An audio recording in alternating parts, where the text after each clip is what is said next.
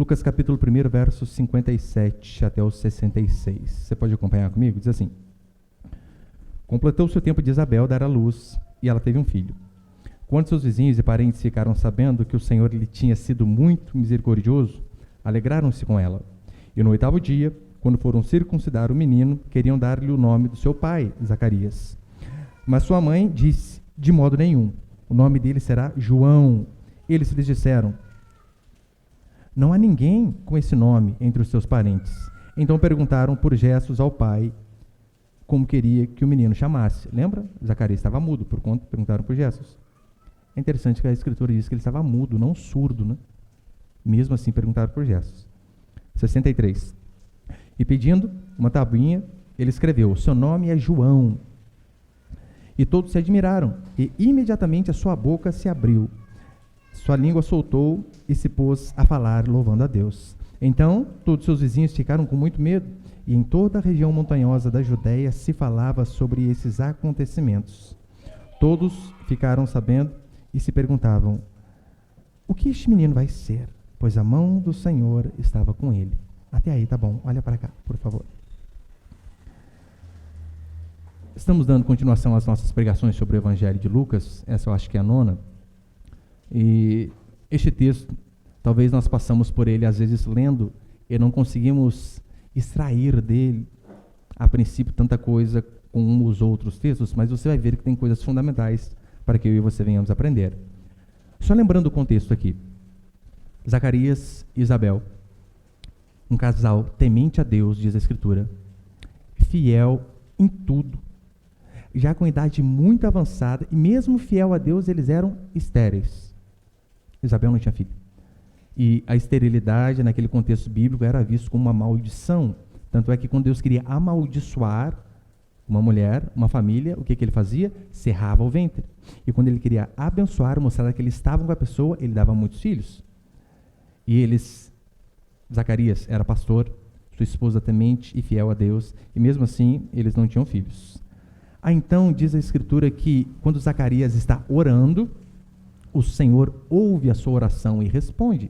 Olha a importância de orar. Orar para que o Senhor responda. O Senhor responde a sua oração.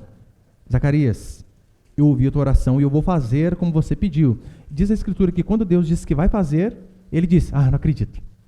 Mas calma aí, gente, você orou a vida inteira para ter filho, agora que Deus diz que vai dar, você fica incrédulo. E por conta de sua incredulidade, o que a Bíblia diz é que ele foi punido. De que forma? Ficou mudo. Ficou mudo.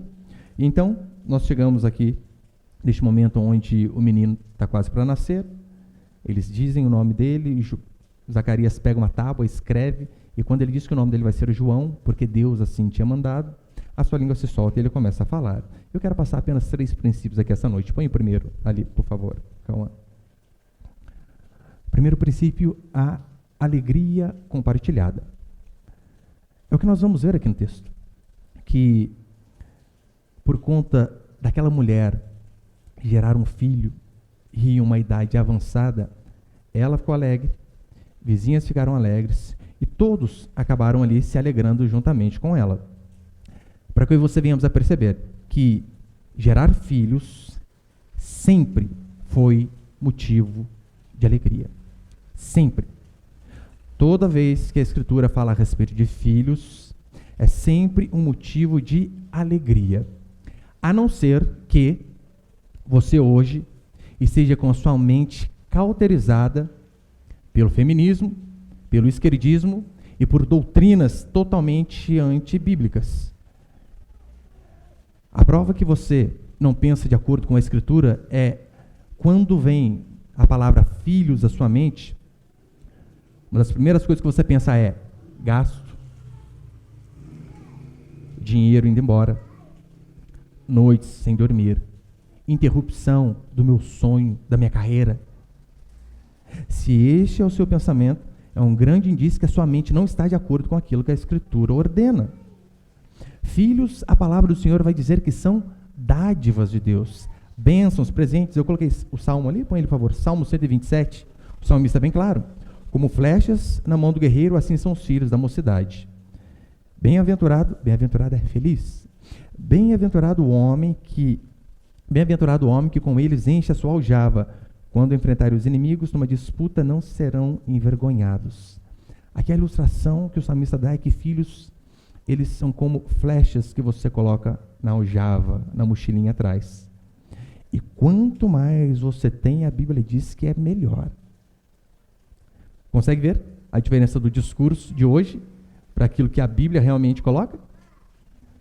A prova é que a sua mente não está mundanamente cauterizada a respeito de filhos é a seguinte: qual reação você tem quando você ouve falar que determinada mulher está grávida?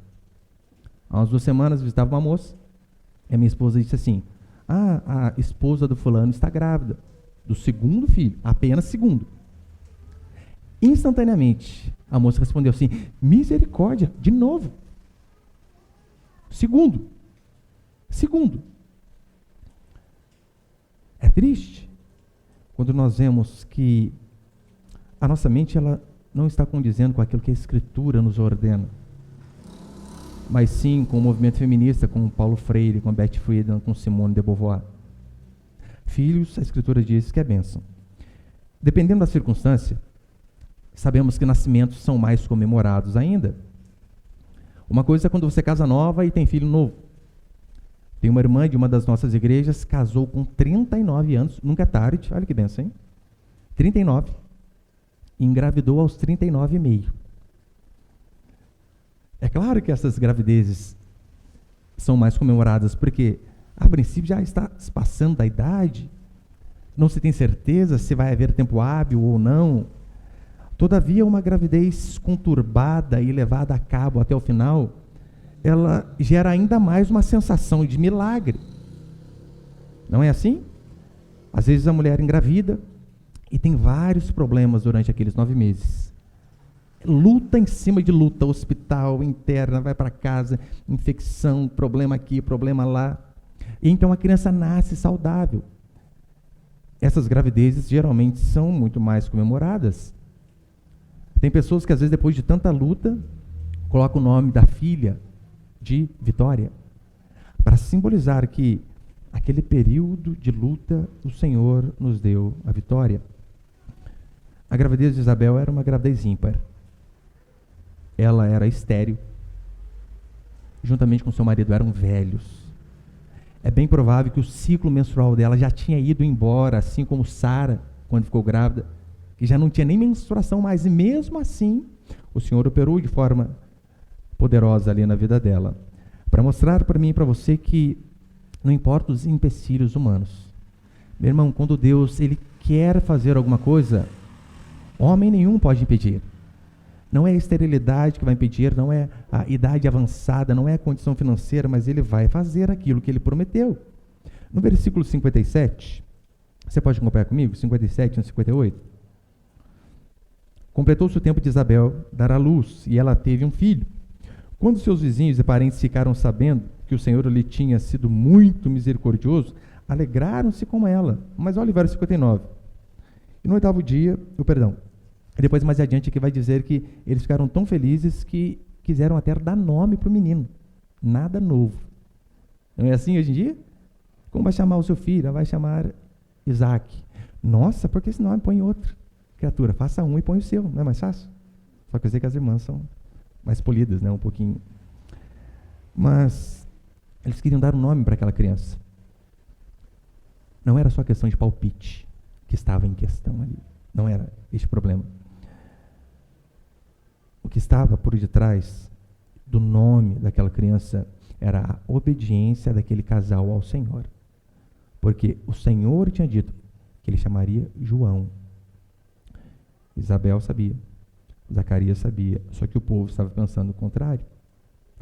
Naquele contexto, o nome estava muito associado a uma circunstância ou a um propósito específico. Na Escritura, via de regra, o nome tem a ver com uma circunstância ou com o propósito da vida daquela pessoa, né? Uma vida com um propósito. Lembra quando Abraão, velho, diz a Escritura que ele não tinha filhos, e então o Senhor aparece a ele. 3 anjos representando o Senhor aparecem a ele, em forma de homens, E então ele conversando com aqueles homens, fazendo comida para aqueles homens, pedindo para sua esposa fazer comida para aqueles homens que estão ali. Aqueles homens dizem assim: daqui a tanto tempo voltaremos e a sua esposa vai estar com uma criança nos braços. Diz a escritura que Sara, no outro cômodo, diz assim: ah, vá. Não foi desse jeito, claro, né? Diz a escritura que Sara riu, porque ela sabia, não tem como, meu marido é velho, não há Viagra, já cessou o ciclo menstrual da minha vida. Então o anjo disse: por que você riu? Depois que este menino nasce, ela coloca Isaac, que significa riso. Primeiro ela riu de forma sarcástica, mas depois é bem provável que riu de fato de alegria, porque é só Deus para fazer algo parecido com isso. Por isso ela riu. Isaac teve 2 filhos, gêmeos, Jacó e Esaú, vai dizer Gênesis capítulo 25. O primeiro menininho, quando sai da barriga, é ruivo, ruivo, ruivo e peludo. Seu nome, Esaú. Esaú significa isso, ruivo ou peludo. O seu irmão Jacó, ele sai agarrado no calcanhar do seu irmão. E por conta de ser uma circunstância difícil de se ver novamente, qual o nome que os pais põem naquele menino? Aquele que segura o calcanhar. Eu sei que esse nome hoje não é uma frase inteira, mas Jacó de fato significa aquele que segura o calcanhar. Ou seja, a circunstância determinou o nome daquela criança. Só que eu sei que você pode dizer assim: pastor, mas calma aí, durante uma vida toda eu ouvi que Jacó significava trapaceiro. Isso é verdade? Também. Porque a raiz de Jacó, a raiz de calcanhar em hebraico, Yaakov, é a mesma raiz de enganar. E não é que este rapaz, de fato, depois de anos, ele segue pelo caminho do nome que ele teve, passa a ser trapaceiro, enganador. Em Gênesis capítulo 27, vai dizer assim: aqui Esaú, bravo com seu irmão mais novo, porque o mais velho nasceu primeiro. E Esaú bravo diz assim: não é o seu nome justamente Jacó? Tanto que já 2 vezes me enganou. Ou seja, você é enganador de fato desde o nascimento, já tentou nascer me puxando para trás, me enganou contra o direito de primogenitura, me enganou contra a bênção do nosso pai, se tornou um enganador. E ele, de fato, teve uma vida de trapaças até que o Senhor o encontrou. Antigamente dava-se muita importância à questão do nome dos bebês. Hoje em dia as pessoas não ligam muito.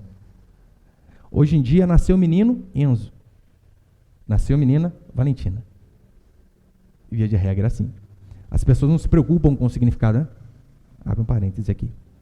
Conta-se que uma vez um casal estava brigando muito e a mulher disse assim: o seu vício por café está prejudicando o nosso relacionamento. O seu vício por café está acabando com o nosso casamento. Está influenciando até em relação à criação da nossa filha. E o marido respondeu: tira a Melita de fora disso. Brincadeira, tá? Mas hoje em dia, as pessoas não se preocupam mais com a importância, de fato, do nome.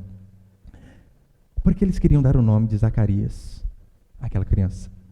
Não era normal se colocar o nome do pai na criança. Hoje é quase que certeza. O Celso tem um filho. O nome dele é Celso Roberto. Nasce o menino Celso Roberto Júnior. Daí nasce o filho desse, Celso Roberto Filho, Celso Roberto Neto. E vai indo de geração em geração. Antigamente não era esse o costume. Não se colocava o nome do pai. Se colocava de fato o nome de um antepassado.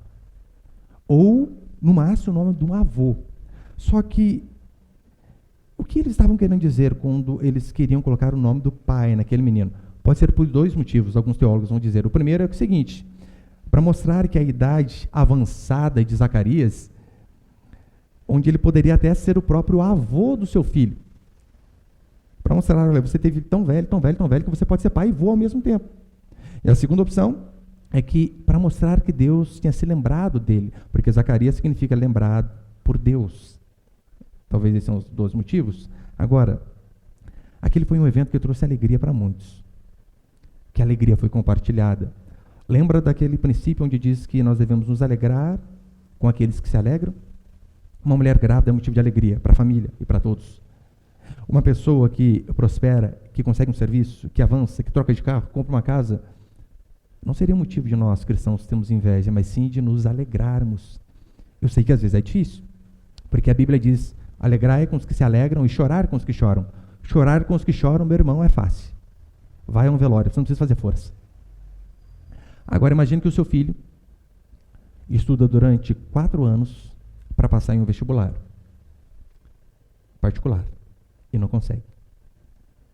Sua vizinha, o filho dela estudou 1 ano e passou na Federal de Medicina. E ela disse, meu filho passou, vou fazer um churrasco hoje em comemoração. Você vem? Você vai? Seja sincero. Duvido. Não, eu não vou estar aqui, você sai da cidade de propósito. Mas o que a Escritura diz que quando há alegria no próximo, nós também devemos nos alegrar. O segundo princípio, não fuja do propósito da sua vida, da sua vocação. Eu quero enfatizar mais isso daqui. Versículo 60 de Lucas 1, a palavra do Senhor vai dizer assim. Eles disseram, não há ninguém com este nome entre os seus parentes. Mesmo com a insistência dos vizinhos e parentes, Isabel disse, não, ele não se chamará Zacarias. E eles então pegam uma tábua, um tablet da época, tábua, em inglês, tablet, pegam uma tabuinha, dão para ele e diz assim, escreva como vai ser o nome dele. E o menino escreve João, as pessoas ficam, como assim? João, que nome é esse? As pessoas poderiam perguntar, por que esse nome? Zacarias respondeu assim, Deus mandou, ponto. Não estava mentindo. Essa seria a verdade. Zacarias não fez isso. O nome João significa agraciado por Deus ou Deus misericordioso. E Batista, os irmãos sabem, significa aquele que batiza. Então, se nós juntamos João Batista, poderíamos dizer que é aquele que batiza com a graça ou com a misericórdia de Deus. Só que, se você olhar como foi a vida de João, o seu ministério, o seu nome era agraciado por Deus, Deus misericordioso, João. Não parece que ele era muito assim, de forma alguma. João parece que ele vai meio na contramão da sua vocação, do seu chamado. João, diz a Escritura, ele era um pregador iminente da condenação e do juízo. Lembra, João não refrescava para ninguém. Não importa, homem, mulher, rico, pobre. Era para todos eles. João era extremamente duro. A sua pregação estava saturada de um vocabulário de retribuição da ira divina sobre as pessoas. Olha as palavras de João. Raça de víboras, chamando o povo de cobra. Hoje em dia, antigamente as pessoas eram repreendidas e elas mudavam de vida. Hoje em dia é uma palavra mais dura, elas mudam de igreja. Não aceitam nada. Então João, ele dizia, raça de víboras, arrependei-vos, quem vos induziu a fugir da ira vindoura? Não venham aqui com esse papinho para mim de que vocês são filhos de Abraão, não. Mostrem através do procedimento de vida que vocês têm diante da sociedade, que vocês são filhos de Deus. João tinha uma pregação duríssima. E ainda dizia, porque se vocês não se arrependerem, o que a Escritura diz é que vocês irão para o inferno, o lugar onde o verme não morre e o fogo não se apaga. Duro. Cadê a graça, né? Cadê o Deus gracioso, o nome deste homem aqui? Você pode pensar, pastor, Deus errou de forma alguma. Sabe por quê? A única forma das pessoas conhecerem a graça e a misericórdia de Deus é através de uma pregação severa de arrependimento. É desta forma que as pessoas podem ser salvas. As pessoas nunca experimentarão a misericórdia e a graça de Deus ouvindo David Leonardo que você é o centro de Jesus. Não vão. Elas podem sair dali com seu ego inflado. Elas podem sair dali bem consigo mesmas, mas elas não vão se converter ouvindo David Leonardo ou Vitor Azevedo dizendo, você tem o mesmo valor que Jesus. Não tem. Você é o centro de Deus. Não é. Pessoas, pregadores que amam de verdade, são pregadores que fazem assim como João, porque o Evangelho, primeiro ele nos joga no chão, nos derruba, para que depois então que nós estamos lá, quebrados, nós possamos pedir por misericórdia para que Deus nos levante. Essa era a pregação de João, de Jesus e dos apóstolos. Arrependei-vos, porque depois está próximo o reino dos céus. Mas as pessoas hoje em dia, elas cortam ao meio esta mensagem. Elas decepam o arrependimento e pregam apenas em relação ao reino dos céus. Ou melhor, nem ao reino dos céus, só ao reino aqui da terra. Hoje mesmo, conversava com um irmão de manhã, ele me dizia isso: olha, pastor da igreja que eu vi, era impressionante. Você ia ao culto, você saía de lá cada dia mais arrogante, porque a pregação era que você era a melhor pessoa do mundo, que Deus ia te abençoar e te prosperar em tudo. E o que a Escritura diz é que essas coisas não fazem bem às pessoas. Pastores que amam de verdade são pastores como João Batista. Martin Lloyd Jones, ele diz assim: se a glória do céu não é o suficiente para as pessoas se arrependerem de seus pecados, dou tanto valor às suas almas que os aterrorizarei com os terrores do inferno. Isto é amor. Isto é amor de verdade. Mas eu sei que, independentemente do nome que você tenha, talvez já fique pensando, pastor, o que significa o meu nome? Não sei. Eu sei o meu. O Deus que cura. Eu sei Raquel, ovelha. Por isso que eu sou pastor. Coincidência, hein? Isso eu sei. Mas independentemente do nome que você tenha, todos nós aqui temos uma vocação. Ainda que você não tenha descobrido. Todos nós temos uma vocação. Algumas são facilmente identificáveis. Agora, a Bíblia, ela fala muito que eu e você, nós vivemos não para nós. Nós vivemos para agradar a Deus. Nisto consiste a vida do cristão. Viver para agradar o Senhor. Dentro disto, é impossível você colocar no Evangelho aquela frase que diz assim: não desista dos seus sonhos. Eu sei que talvez você já ouviu muito, né? Não desista. Persevere. E talvez você está aí batalhando uma vida inteira por conta de um sonho. E talvez a sua vida tenha sido infeliz justamente porque você ainda não tem alcançado. Essa frase não é bíblica. Nem o princípio dela está na Escritura. Porque o grande erro dessa frase é você pensar que, com muita dedicação, com muito esforço, se você se empenhar verdadeiramente, não há impossíveis a você. Há impossíveis. Há coisas que você jamais vai fazer. Há coisas que você, ainda que se dedique ao máximo, você não vai fazer bem, ou talvez nem faça. Então essa história aí de que, olha, não importa o que você queira, contanto que se dedique, isso é mentira.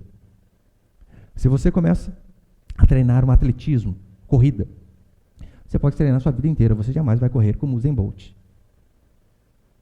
A genética dele é para aquilo.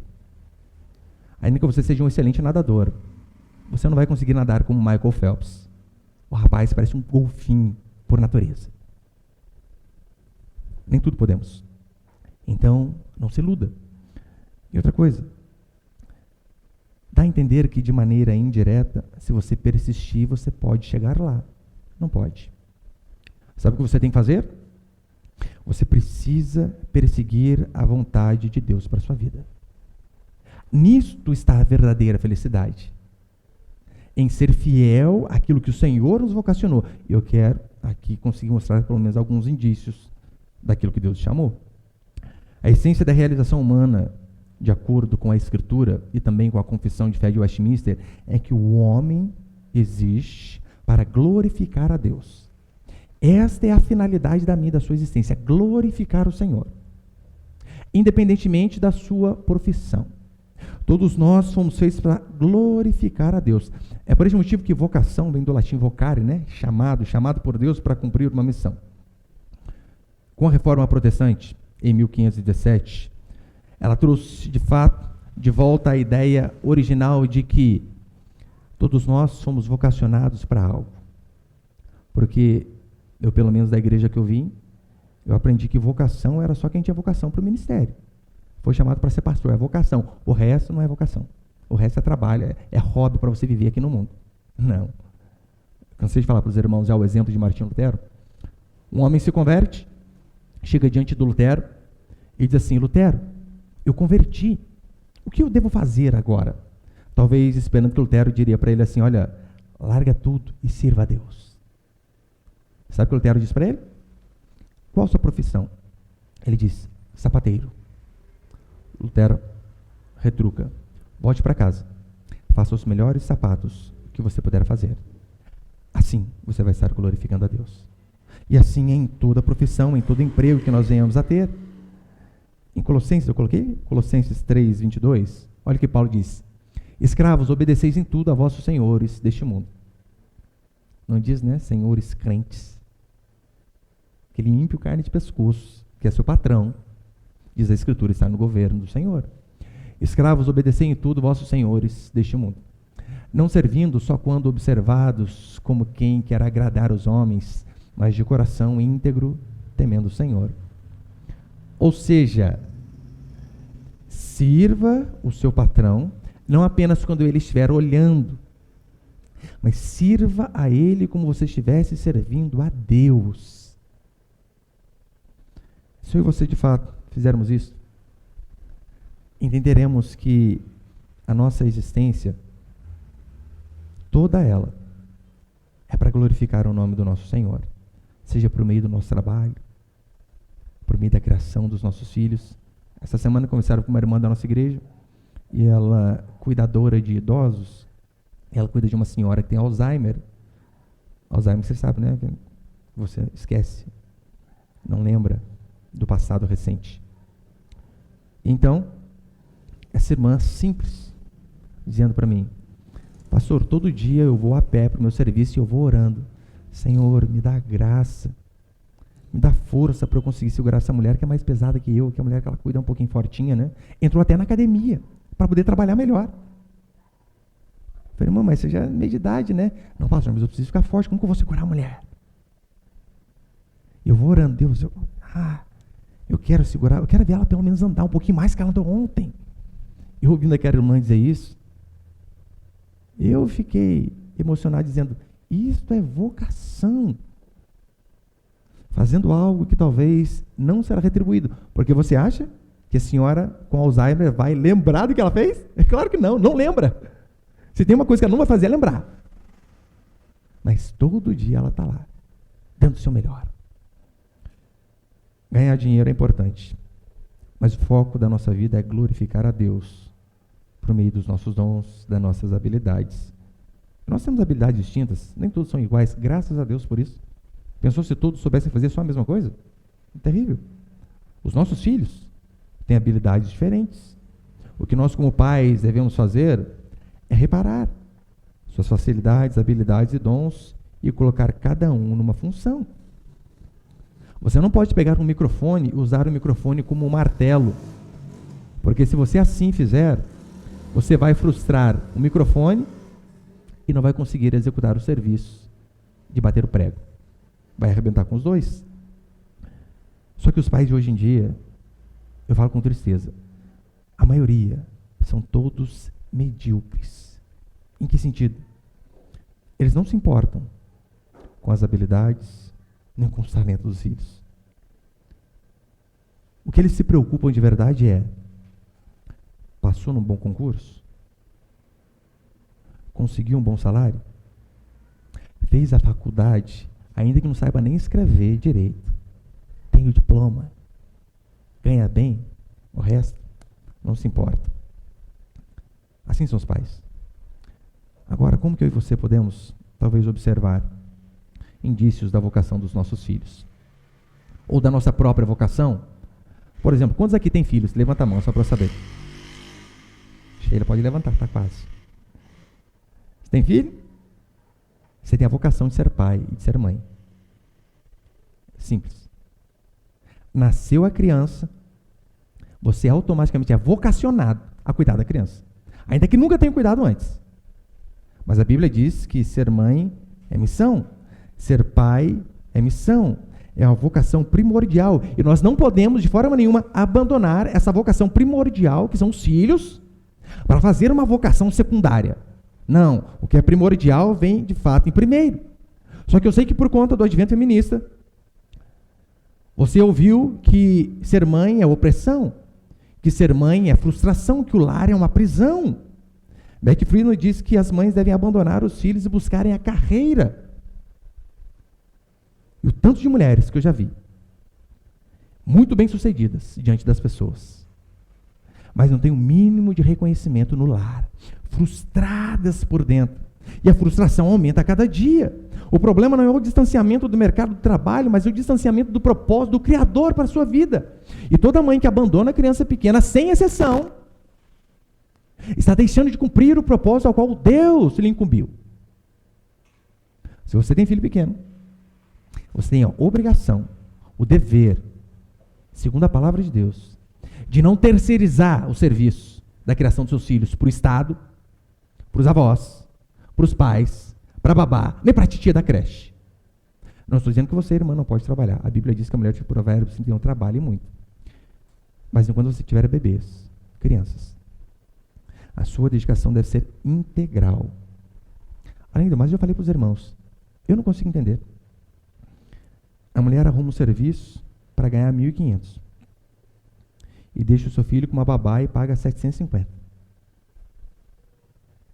Ela trabalha um mês inteiro, deixando de educar o seu filho, de ensinar princípios para os seus filhos. Diz, irmão, que é uma coisa mais gostosa do que o filho da gente às vezes nos acordar, bom dia, é maravilhoso, tá certo que às vezes 5:30 da manhã é dose, mas é maravilhoso. Você vê ele falando as primeiras palavras, você vê ele se escondendo de você, aquele sorrisinho de bebê, né, que você faz carinho, a boquinha daquela tremida. Só que daí as mães de hoje, elas preferem se abdicar deste prazer, desta dádiva, às vezes por conta de R$800, chega em casa cansada, quebrada. Você acha que vai ter tempo para fazer trança no cabelo da menina? Não vai. Vai ter tempo para brincar de carrinho, chutar uma bola com o menino? Não vai. Claro que não. Este é o problema, não é o distanciamento do mercado do trabalho, mas o distanciamento do propósito do Criador. Só que eu sei que nós, quando temos filhos, nós também queremos descobrir a vocação do nosso filho. Antigamente, eu acho que era mais fácil.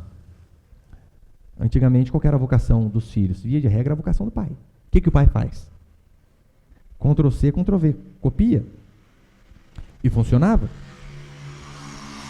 Eu tenho 7 tios por parte de mãe. Dos 7, se eu não me engano, no começo ali, 6 foram pedreiros. Porque o meu avô era pedreiro. E o único que não foi pedreiro é que tinha um problema mental. Não podia.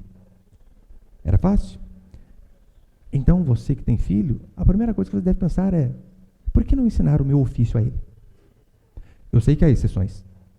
Às vezes você, sei lá, é um eletricista, e você está ensinando o menino aquilo lá, só que você vê que ele pende muito para outro lado. Rapaz, o menino é um gênio, lê, escreve, faz isso, faz aquilo. Então você vê, eu acho que a vocação dele é outra. Quando essas coisas estão explícitas, você deve investir, claro. Mas sabe qual que é uma boa dica para você descobrir a vocação do seu filho? Olha as opções ao redor. Olha aquilo que tem onde você mora, no seu bairro, na sua cidade. Olha os seus amigos que têm empresas. Ali talvez seja a vocação dele, um trabalho em uma daquelas empresas. E tente, uma hora vai aprender. Pastor, mas eu não tenho habilidade nenhuma. Meu irmão, vai tentando, uma hora e você vai ver algo que você começa a fazer com mais facilidade.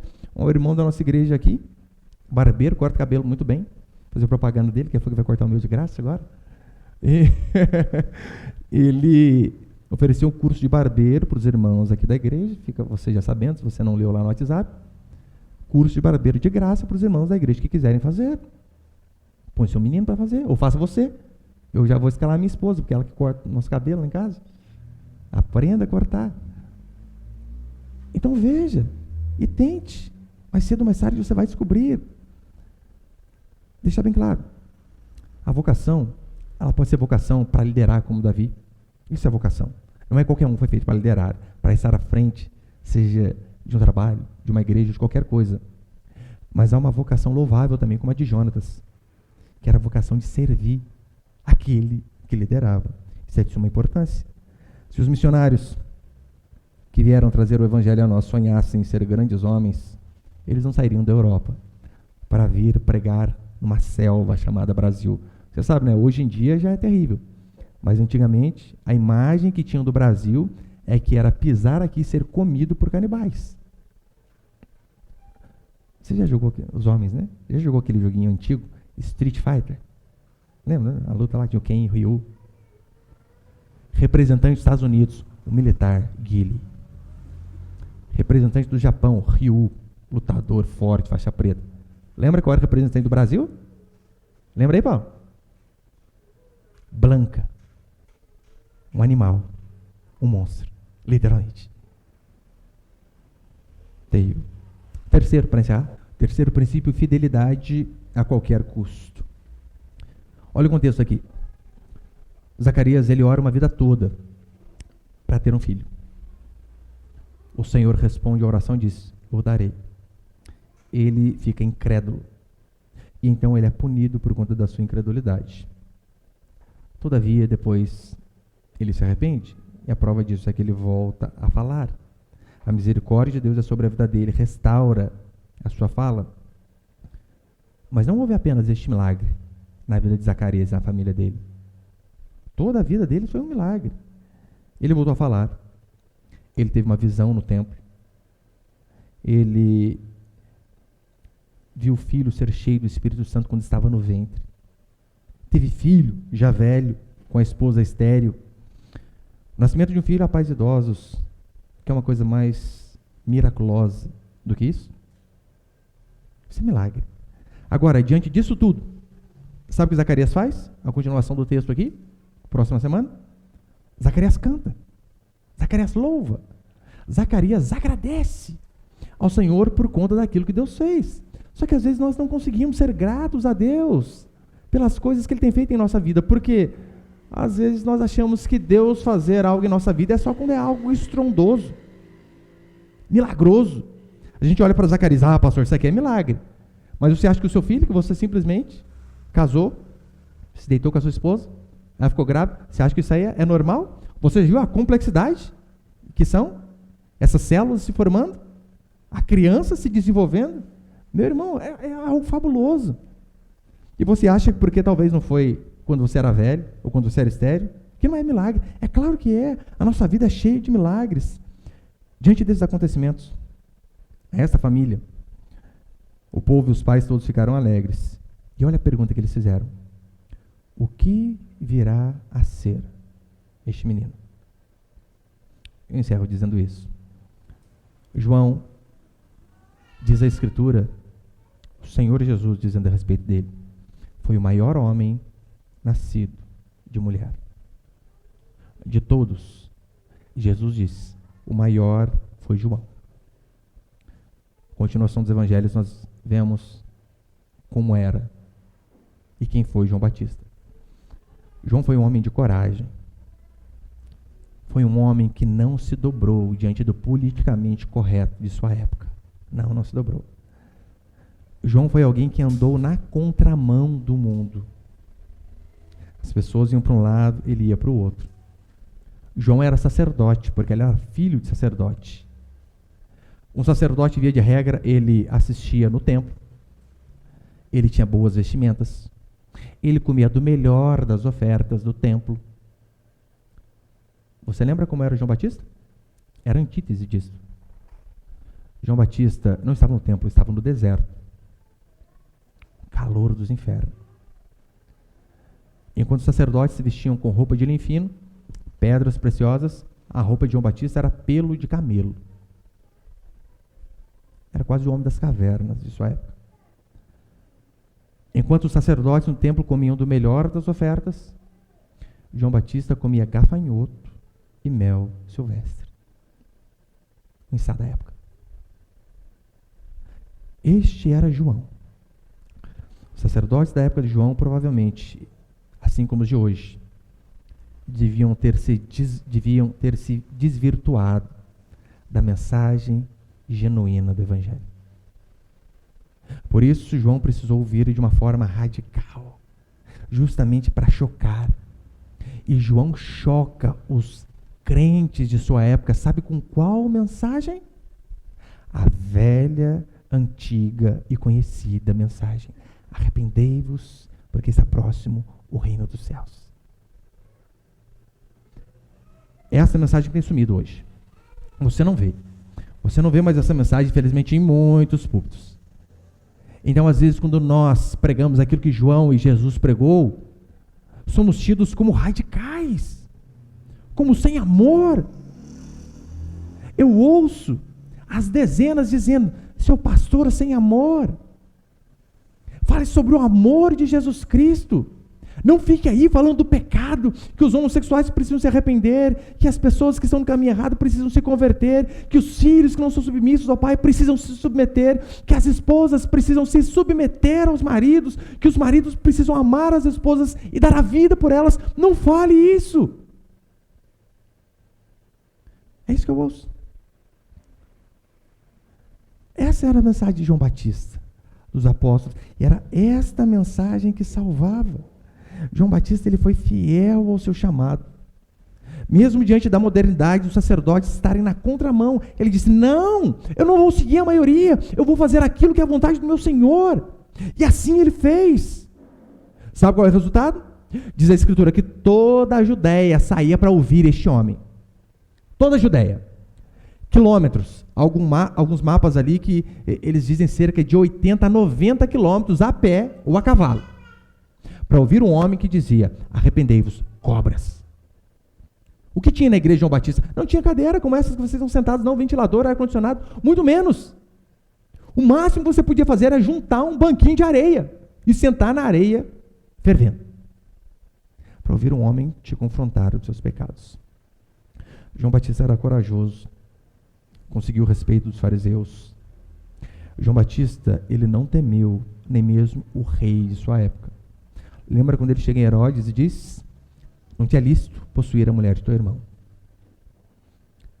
O rei tinha muito mais poder do que os nossos governantes têm hoje. Podia mandar matar ele na hora.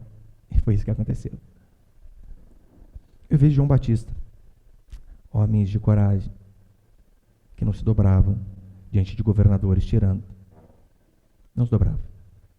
Eu vejo hoje pastores que borram nas calças quando João Dória, um ditador louco, diz: não vai abrir a igreja. Não fazem. Aceitam tudo, submissos a um regime ditatorial. O que João Batista ganhou com tudo isso? Principalmente com a sua fidelidade. Reconhecimento? Não. Status? Não. João Batista ganhou a morte. Por conta de sua fidelidade, de sua coragem, ganhou a morte. Mas ele entendia que o propósito de sua vida era ser fiel. Este é o propósito da minha e da sua vida. Independentemente da circunstância, custe o que custar, a fidelidade deve permanecer. É por isso que é bem-aventurado o lar, como Zacarias e Isabel, que eram obedientes a Deus e não se importavam com o que as pessoas diziam. Não põe esse nome, hoje em dia não é isso que nós ouvimos, né? Não põe esse nome. Não eduque dessa maneira. Ensinando seu filho isso.